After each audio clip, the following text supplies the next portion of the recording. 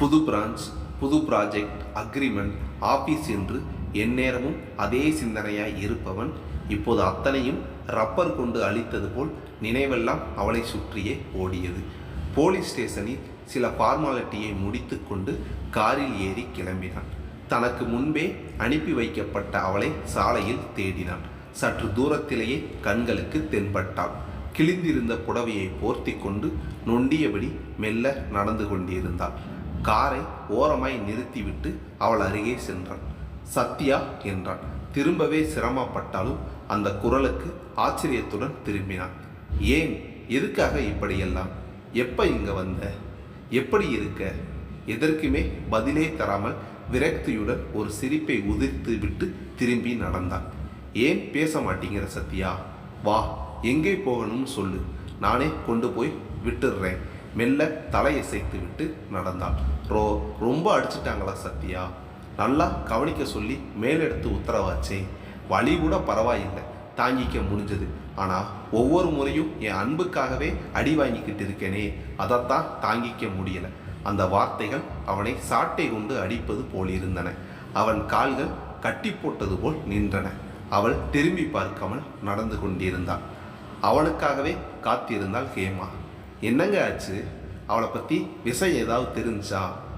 சூடா காஃபி வேணும் கேமா, தலைவலிக்குது. வள்ளி என்று சமையல்காரமாவே அழைத்தாள். வேணாம், நீயே போட்டு கொண்டு வாயேன், அவளை விட நீ தான் நல்லா போடுற. இதோ வந்துட்டேன். திருப்தியுடன் நகர்ந்தாள். மனைவியிடம் என்ன பதில் சொல்வது என்று சுத்தமாக யோசிக்கவே இல்லை. அவள் வருவதற்குள் பதிலை தயாரித்து விடலாமே. 10 நிமிடத்தில் காஃபி கோப்பையுடன் வந்தாள்.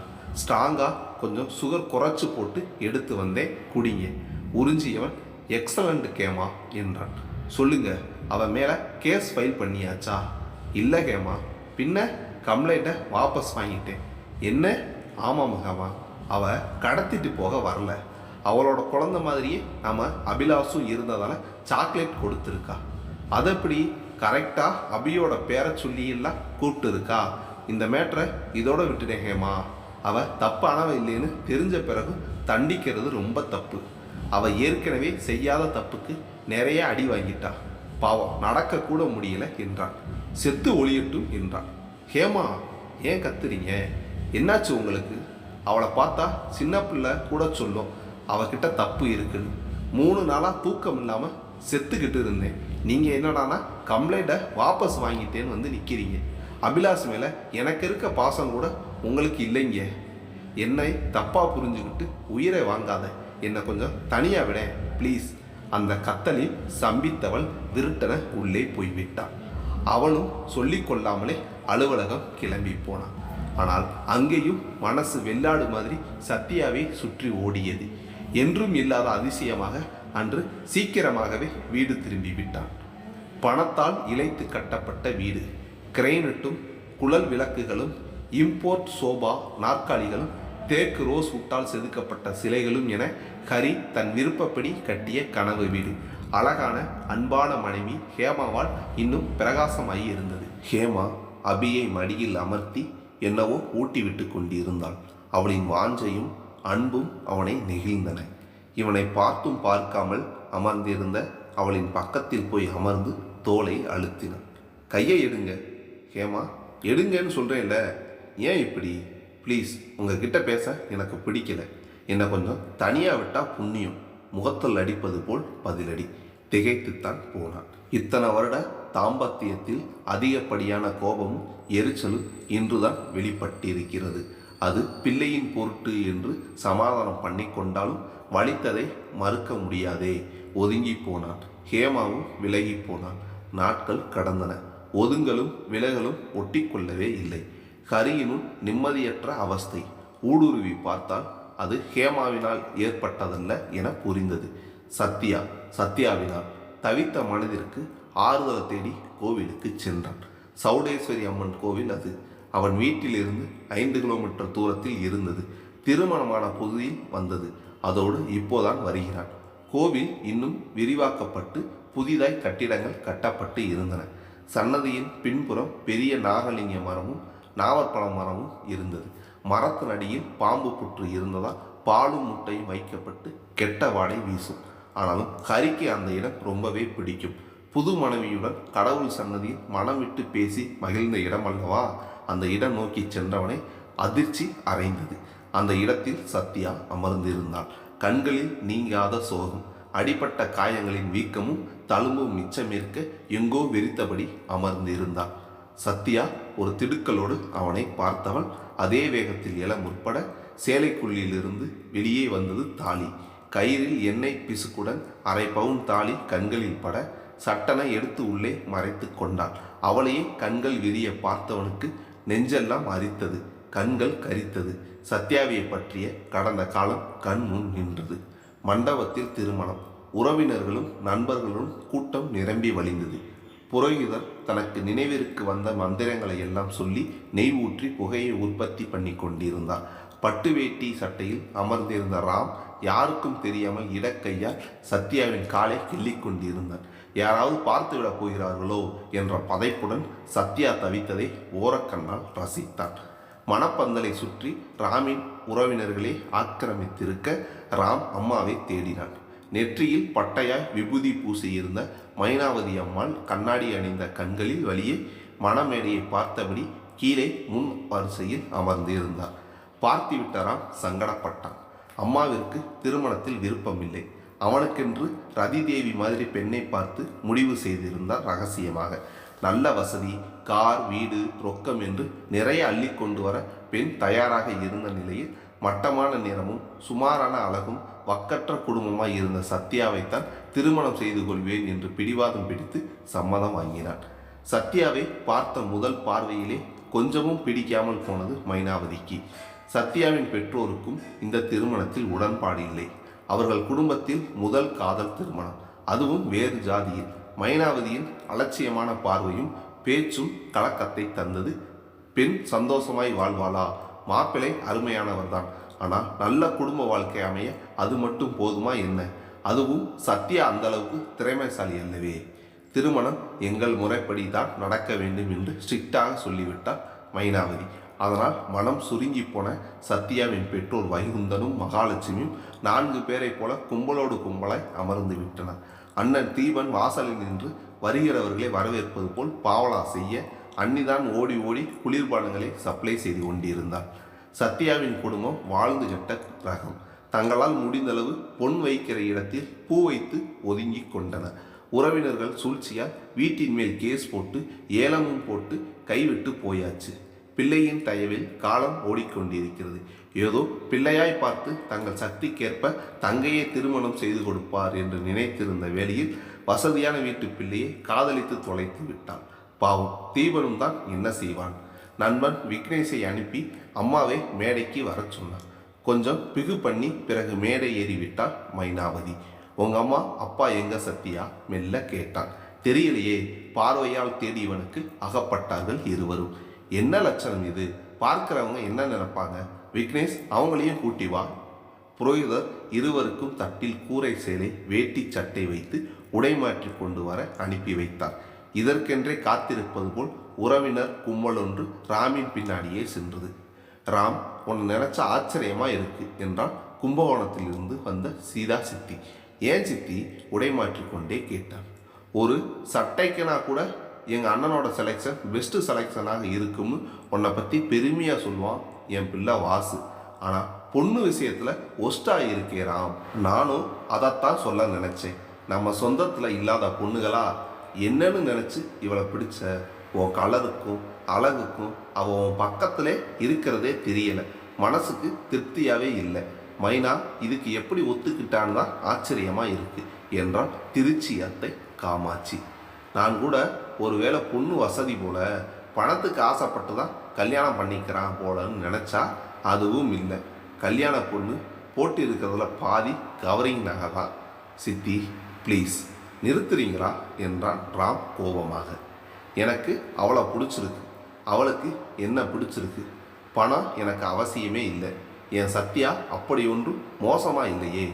தேவையான அழகோட லட்சணமாகவே இருக்கிறான். கோளாறு நீங்கள் பார்க்குற பார்வையில் தான் இருக்குது. மனசு இருந்தால் ஆசீர்வதிங்க, இல்லைன்னா சும்மா இருங்க. இப்படி இந்த நேரத்தில் என்கிட்ட வந்து பேசுறது அநாகரிகமாக தெரியலையா? உங்கள் பிள்ளைகளுக்கு உங்கள் ஆசைப்படி பண்ணி வைங்க. அதை விட்டுட்டு அது சரி இப்போவே இவ்வளோ சப்போர்ட்டா, மைனா பாடு திண்டாட்டம்தான் நமட்டு சிரிப்புடன் வெளியேற கசப்புடன் அவர்களை பார்த்தான். ஒரு வழியாய் பலரின் வாழ்த்தோடு கெட்டி மேளம் முழங்க அச்சதை மலை பொழிய சத்யா கழுத்தில் தாலி கட்டினான் ராம். சத்யா முகத்தில் தான் என்ன ஒரு பரவசம்! லேசாய் கண்கள் மினுக்க காதல் கணவனை நன்றி பெருக்குடன் பார்த்தான். கனிவான கண்களும் நேர்த்தியான புருவங்களும் ஒற்றைக்கல் மினுக்கிய கூர்மையான நாசியும் புன்னகையை தேக்கி வைத்த உதடுகளுமாய் என்ன குறை என் சத்யாவிற்கு? வசதி வாய்ப்பற்ற நடுத்தர வர்க்கத்தில் பிறந்ததால் எல்லாமே குறைகளாய் தெரியுமோ? சித்தியும் அத்தையும் சும்மா இருக்கவில்லை என்பதை வீட்டிற்கு வந்து பால் பழம் சாப்பிட்ட உடனே தெரிந்து போயிற்று. அம்மா மயங்கி விட்டாள் என்ற செய்தி கேட்டு பதறி ஓடி வந்தான். என்னாச்சுமா? அதற்குள் தண்ணீர் அடித்து புகட்டி எழுப்பி அமர்த்தி இருந்தனர். காலையிலிருந்து ஒன்றுமே சாப்பிடலாம், பெரியம்மா அழுதுகிட்டே இருந்தாங்க என்றான் வாசு. காலையிலேருந்து சாப்பிடலையா? என்னம்மா என்னம்மா என்னம்மா இதெல்லாம்? அழுதியாமே, ஏன் இப்போ பதில் சொல்ல போறியா இல்லையா? மைனாவதி அவளையே கலவரமாய் பார்த்தபடி இருந்த சத்யாவையும் மற்ற உறவினர்களையும் சங்கடத்துடன் பார்த்தாள். சத்யா, நீ பக்கத்து ரூமில் இரேன், வாசு எல்லாரையும் கூட்டிப்போ. அனைவரும் அகல அம்மாவின் தோலை பாசத்துடன் தடவி கொடுத்தான். சொல்லுமா, என்ன பிரச்சனை உனக்கு? என்ன மறந்துடுவியாராம்? எதுக்கு தூக்கி வாரி போட்டது? இப்போவே உன் பொண்டாட்டியை தலையில் தூக்கி வச்சுட்டு ஆடுறியான். உன் பொழப்பு நாரப்போகுது காது படவே பேசுகிறாங்கராம். என்ன கைவிட்டுருவியா? உன்னை பிரிஞ்சு ஒரு நாள் கூட இருந்ததில்லையே. என்ன முதியோர் இல்லத்துக்கு அனுப்பிடுவியா? ஐயோ என்னம்மா பெரிய வார்த்தையெல்லாம் பேசிக்கிட்டு. எனக்கு எப்பவுமே நீதாம்மா முக்கியம். சத்யாவை விடவும் நீ தான் எனக்கு முக்கியம். இந்த வீட்டுக்கு எப்பவுமே நீ மட்டும்தாம்மா மகாராணி. நீ விரும்பாத எந்த விஷயமும் நடக்காது.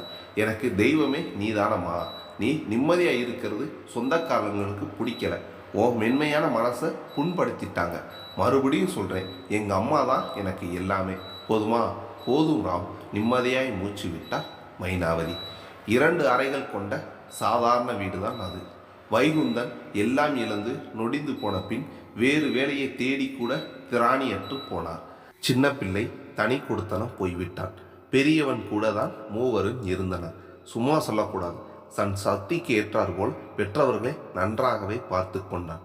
தங்கையை படிக்க வைத்தான். தங்கைக்கு தான் பார்க்கும் அலுவலக நண்பர்களிடம் மாப்பிள்ளை பார்க்கும்படி சொல்லியும் வைத்திருந்தான் தீபன். அதற்குள் எல்லாம் நடந்து முடிந்து விட்டது. அவன் மனைவி சாந்தினியும் நல்ல பெண். ஆனாலும் சந்தர்ப்பம் வாய்க்கும் போதெல்லாம் மட்டம் தட்டி பேசும் ரகம். அன்று முதலிரவு தரையில் பெட்டை விரித்து அதன் மேல் கொஞ்சம் பூ தூவி ஒரு தட்டில் ஸ்வீட், பழங்கள், பக்கத்தில் குவளையில் பால். அறைக்குள் நுழைந்த ராமிற்கு என்னவோ போலாகிவிட்டது. கட்டில் கூடவா கிடையாது? 1000 கனவுகளுடன் உள்ளே வந்த சத்யாவை அனைத்து கீழே சம்மணம் போட்டு அமர்ந்து விட்டான். நீ சினிமாவெல்லாம் பார்ப்பியா சத்யா? அப்போ கண்டிப்பாக ஃபர்ஸ்ட் நைட் சீனெல்லாம் பார்த்துருப்பியே என்றாள் நாணத்துடன். ஆனால் கண்டிப்பாக நம்மளை மாதிரி தரையில் ஃபர்ஸ்ட் நைட் கொண்டாடி இருக்க மாட்டாங்க. சத்யா சங்கடத்துடன் கணவனை ஏறிட்டான். ஏன் இவ்வளவு மட்டமாக நடந்துக்கிறாங்க உங்கள் வீட்டில்? சாரிங்க, உங்களுக்கு தான் தெரியுமே, நாங்கள் அண்ணனை சார்ந்து தான் வாழ்கிறோம். நாங்கள் எல்லோருமே தரையில் தான் உட்காருவோம். நாங்கள் எல்லாருமே தரையில் தான் படுத்துப்போம். அண்ணன் ரூமில் மட்டும் ஒரு கட்டில் இருந்தது. அதுவும் உடஞ்சி போயிட்டதால தான். எனக்கு புரியுதுங்க, ஆனால் தப்பாக நினச்சிக்காதீங்க. அது இல்லை சத்யா, நான் தான் என் வீட்டிலே இல்லாத பொருளான்னு எந்த சீரும் வேண்டாமுன்ட்டனே. அந்த பெருந்தன்மையே இங்கே இல்லை. நம்ம ஃபஸ்ட் நைட்டுக்காவது ஒரு புது கட்டில் வாங்கியிருக்கலாமே. சாரிங்க, மூட ஸ்பாயில் ஆகிடுச்சு சத்யா. எனக்கு தரையிலே படுத்து பழக்கம் இல்லை. இதை நமக்கு ஃபஸ்ட் நைட்டுங்கிறதே நினச்சே எனக்கு பார்க்க முடியல. Good night. அவள் கன்னத்தில் இயந்திரத்தனமாய் முத்தமிட்டு திரும்பி படுத்து விட்டான். அத்தனை பலூன்களும் ஒரு சேர ஊசி கொண்டு உடைக்கப்பட்ட தினுசில் மனசு வலித்தது சத்யாவிற்கு. பாலும் பழமும் அவளை பரிதாபமாய் பார்த்தன. மறுவீடு வந்திருப்பதால் ஒரு வாரம் ராம் மாமியார் வீட்டில் இருந்தாக வேண்டிய கட்டாயம். அறைக்குள் நடந்த மனத்தாங்களை சத்யா யாரிடமும் சொல்லிக் கொள்ளவில்லை. காலை டிஃபன் சாப்பாடு முடிந்ததும் தீபன் ராமிடம் 2 சினிமா டிக்கெட்டுகளை தந்தான். இந்தாங்க மச்சான், சத்யாவும் நீங்களும் சினிமாவுக்கு போயிட்டு வாங்க. வாங்கி பார்த்தான். முதல் வகுப்பு டிக்கெட் தான். நல்ல படம் தான். ஆனால் தேட்டர் சத்யாவுடன் கிளம்பியவன் வேறு படத்துக்கு போனான். என்னங்க, இந்த படத்துக்கு அண்ணன் டிக்கெட் வாங்கி இருந்தார்? இல்லை. பின்ன? சாரி சத்யா, திரும்பவும் உன்னை சங்கடப்படுத்துறேன்னு இல்லை. அந்த தேட்டர் ரொம்ப பழசு. மூட்டை பூச்சி கடிக்காம யாரும் வெளியே வர முடியாது. எனக்கு இந்த அபிராமி, சத்தியம், மாயாஜால்னு போய் தான் பழக்கம். உங்கள் வீட்டில் மாப்பிள்ளைனா எவ்வளவு முக்கியமானவர், எப்படி கவனிச்சுக்கணுங்கிற இங்கிதம் தெரியலேன்னு நினைக்கிறேன். சரி, பரவாயில்ல விடு. கூனி குறுகி போனாள் சத்யா. இரவு உணவானதும் வரேன் சத்யா என்றான். எங்கே புறப்படுறீங்க? அம்மாவுக்கு உடம்பு சரியில்லையா, நான் அவங்க பக்கத்தில் இருந்தால்தான் தெம்பா இருப்பாங்க. நீ எங்கே போயிட போகிற, நான் எங்கே போயிட போகிறேன்? காலையில் வர்றேன். மனசில் எதையும் வச்சுக்காத என்றால் எதிர்பார்ப்புகள் பொடி பொடியாக. சத்யாவின் பெற்றோர் ஒருவர் முகத்தை ஒருவர் பார்த்து கொண்டனர். என்ன மாப்பிள்ள, வீட்டுக்கு கிளம்புறீங்களா? அப்படி போகக்கூடாதே மாப்பிள்ள என்றார் புரியாத பார்வையுடன் வைகுந்தன். சம்பிரதாயமெல்லாம் நம்ம சூழ்நிலைக்காகத்தான் மாமா. அம்மாவுக்கு உடம்பு சரியில்லை, நான் பக்கத்தில் இருக்கணும். சத்யாவே முதல்ல அத்தையை கவனிங்கன்னு வற்புறுத்தினான். காலையில் வந்துடுறேன். வர்றேன் மாமா. அத்தை வர்றேன் தீபன் என்று கண்களால் விடை பெற்று சென்று விட்டான். அன்று மட்டுமல்லாமல் அதற்கடுத்து வந்த நாட்களிலும் இரவானதும் அம்மா வீட்டிற்கு சென்று விடுவான். தெருவில் உள்ளவர்களுக்கு விஷயம் கசிய சத்யாவின் தலை தெரிந்தாலே நமட்டுச் சிரிப்புடன் கிசுகிசுத்தனர். சாந்தினி ஒருபடி மேலே போய், ஏன் சத்யா, நிஜமாவே 2 பேரும் லவ் பண்ணீங்களா, இல்லை ஒன் சைடு லவ்வா? ஏன் அண்ணி அப்படி கேட்குறீங்க? அவர் சைடில் அப்படி ஒன்றும் தெரியலையே. ஆளை போட்டு அம்மாவை பார்த்துக்க முடியாதா? இவர் தான் ஓடணுமா? வினோதமாக இருக்குது. புதுசாக கல்யாணம் ஆனவங்க எப்படி இருப்பாங்க, அதுவும் ஆம்பளைங்க. காஞ்ச மாடு கம்மங்கொலையில் பாயிற கணக்கில் அட்லீஸ்ட் குறைஞ்சது 3 மாதமாவது இருப்பாங்க. பார்த்துக்க சத்யா, நீ தான் புத்தி உத்தியாக நடந்துக்கணும். அவர் எப்பவும் உன்னையே சுற்றி வர மாதிரி மந்திரம் போடு. தலையணை மந்திரம்தான். அண்ணி கிண்டலாய் மனதை நோகடித்தாலும் அவள் சொன்னதிலும் உண்மை உறைந்திருப்பதை உணர்ந்தால் கவலைப்பட்டால் யோசித்தான். ஏன்பா இங்கே வந்துட்ட என்று உள்ளூர பொங்கி சந்தோஷத்தை மறைத்து கேட்டால் தாய் மைனாவதி. நேற்று நீ மயங்கி விழுந்ததுலேருந்து என் மனசு எதுலேயும் ஒட்டலாமா? அத்தை உடம்பு சரியில்லாமல் இருக்கிறப்ப நீங்கள் அங்கே இருக்கிறது தான் நல்லதுன்னு என்னை அனுப்பி வச்சவளே உன் மருமகள் தாமா. அவளுக்கு இப்போவே உன் மேலே எவ்வளவு அக்கறை தெரியுமா என்றான். சத்யாவையும் விட்டுத்தராமல் சொன்னான். அப்படியா என்றதோடு சரி. அதன் பிறகும் தினமும் இரவில் வந்துவிட கிச்சித்தும் தடுக்க முற்படாத மைனாவதி உற்சாகமானாள். சம்பிரதாயங்கள் முடிந்து சத்யா கணவனுடன் புகுந்த வீட்டிற்கு சென்றான். நிஜத்தில் அன்றுதான் அவர்களுக்கு முதலிரவு.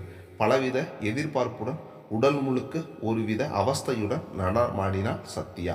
அதே சமயம் ஒரு பக்கம் பயமாகவும் இருந்தது. இப்போதும் ஏதாவது காரணம் சொல்லி ராம் அம்மாவோடவே படுத்து கொண்டு விடுவானோ என்று. ஆனால் அப்படியெல்லாம் எதுவும் நடக்கவில்லை. ராம் ரொம்பவே ஆசையுடன், நேசமுடன், காதலின் மூர்க்கமுடன் நடந்து கொண்டான். மனதில் இருந்த பாரமெல்லாம் காணாமல் போனது. திருப்தியும் களைப்பும் அவளை பேரழகியாக காட்டியது. கணவனின் நெஞ்சின் மீது தலை வைத்திருந்தவன் அவன் கன்னத்தை ஆசையுடன் கடித்தான். எப்பங்க போகலாம்? எங்கடா? கல்யாணத்துக்கு முன்னாடியே நம்ம பிளான் பண்ணினோமே, ஹனிமூன் போகலாம்னு. எப்போ எங்கே போகிறதுன்னு டிசைட் பண்ணிட்டீங்களா? போகலாம். அதான் எப்போ? அம்மாவுக்கு உடம்பு குணமானதும். அவங்களுக்கு என்ன உடம்புக்கு என்று கேட்க நினைத்து அமைதியானாள். அத்தை ஆரோக்கியமாக தானே இருக்காங்க, பிறகு ஏன் இவர் இப்படி சொல்கிறார்?